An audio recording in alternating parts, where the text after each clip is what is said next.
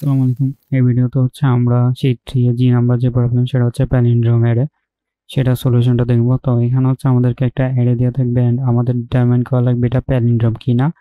তো এখানে প্যালিন্ড্রোম বলতে আমরা কি বুঝি? প্যালিন্ড্রোম বলতে আমরা শুরু থেকে যদি একটা নাম্বারকে পড়ি এন্ড শেষের থেকে যদি ওই নাম্বার সেম নাম্বারটাকেই পড়ি, দুইটাই যদি সেম হয় তখন আমাদের সেটাকে প্যালিন্ড্রোম বলি।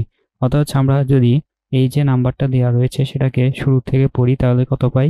1 2 3 2 1। আমরা যদি আবার এই পাশ থেকে অর্থাৎ ডান পাশ থেকে পড়তে থাকি তাহলে আমরা কি পাই? 1 2 3 2 1। তাহলে আমরা সেম নাম্বারই পাচ্ছি যেদিক থেকেই পড়ি না কেন। তাহলে সেটাই আমাদের মূলত প্যালিন্ড্রোম। তো এখানে আরো দুইটা এক্সাম্পল দেওয়া আছে 4 7 5 4। এটা কিন্তু প্যালিন্ড্রোম না, কারণ আমরা এই দিক থেকে পড়লে পাচ্ছি 4 7 5 4, বাট আমরা এই পাশ থেকে পড়লে পাচ্ছি 4 5 7 4।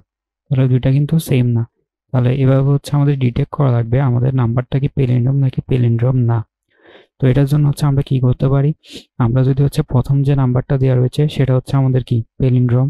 তাহলে এখন এই প্যালিন্ড্রোমটা আমরা ডিটেক্ট কেমনে করবো? এটার জন্য আমাদেরকে লুপ চালাতে হবে। তাহলে লুপের মধ্যে আমরা কি করব? ধরেন আমাদের এখানে দেওয়া রয়েছে 1 1 3 2 দেন 3 দেন 1। ওকে, তো তাদের এখানে আমাদের ইন্ডেক্স নাম্বার 0 1 2 3 4। তো এখন আমাদের এখানে আমরা চেক করব যে আমাদের লুপটা কতটুকু চলবে। তাহলে আমাদের লুপটা চালাতে হবে n ডিভাইডেড বাই 2 পর্যন্ত। অর্থাৎ আমাদের লুপটা চলবে i ইকুয়াল টু 0 থেকে i less than n divided by 2। এখন আপনারা বলতে পারেন n ডিভাইডেড বাই 2 কেন চালাবো? আমরা n পর্যন্ত কেন চালাচ্ছি না? তাহলে n ডিভাইড বাই 2 চালাচ্ছি কারণ আমাদের এখানে অর্ধেক থেকে চেক করলেই হচ্ছে। অর্থাৎ আমাদের যদি বিজোড় সংখ্যক সাইজ দেওয়া থাকে, অর্থাৎ এই এর সাইজ কিন্তু বিজোড় অর্থাৎ 5, তো তখন আমাদের n ডিভাইড বাই 2 করা মানে কি? আমাদের চলবে লুপটা এতটুকু পর্যন্ত। তো এই দুটুকু চলা মানে কি? আমরা 1 এর সাথে লাস্টের 1টা দেখব সেম কিনা, এই 3 এর সাথে এই 3 সেম কিনা দেখব। বাট আমাদের 2 এর জন্য কিন্তু এখানে চেক করা লাগছে না, কারণ 2 কিন্তু একটাই ভ্যালু। সে এখানে মাঝখানেই বসে থাকবে, তার সাথে কারোকে চেক করা লাগছে না। বাট আমাদের এখানে যদি ধরেন এই টাইপের একটা নাম্বার থাকতো 1 3, দেন আমাদের এখানে ধরেন 2, এখানেও 2, দেন 3, দেন 1।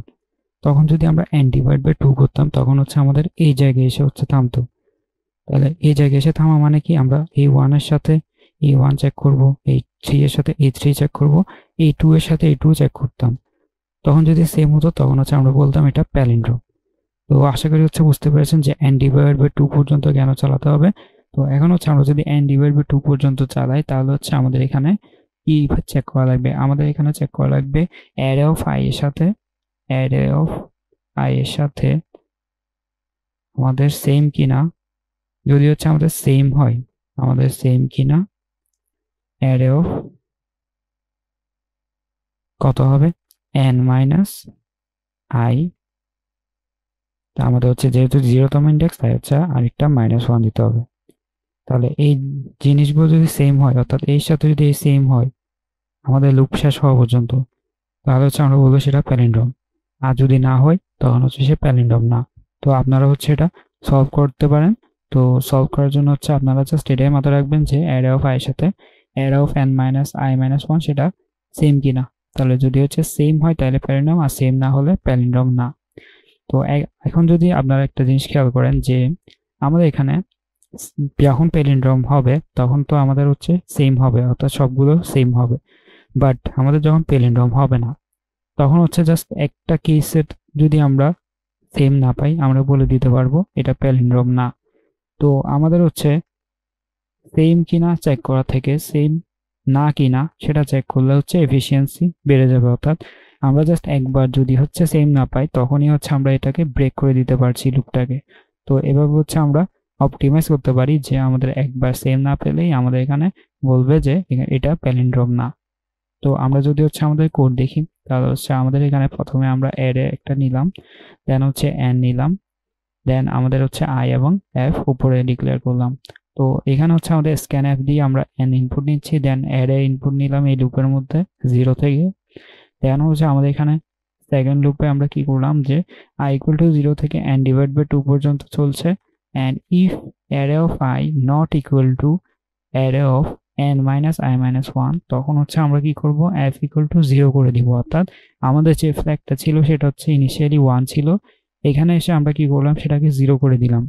তো এরপর হচ্ছে আমরা কি করলাম, এটাকে ব্রেক করে দিলাম। এখন আমরা লুপ থেকে বের হয়ে যদি দেখি যে f ইকুয়াল টু 1 থেকে গেছে, অর্থাৎ আমাদের উপরে যে f ছিল সে যদি থেকে যায়, তাহলে হচ্ছে আমাদের এই কন্ডিশনটা হচ্ছে ট্রু হয়নি, তার মানে হচ্ছে আমাদের এখানে প্যালিন্ড্রোম। তাহলে আমরা ইয়েস প্রিন্ট করলাম।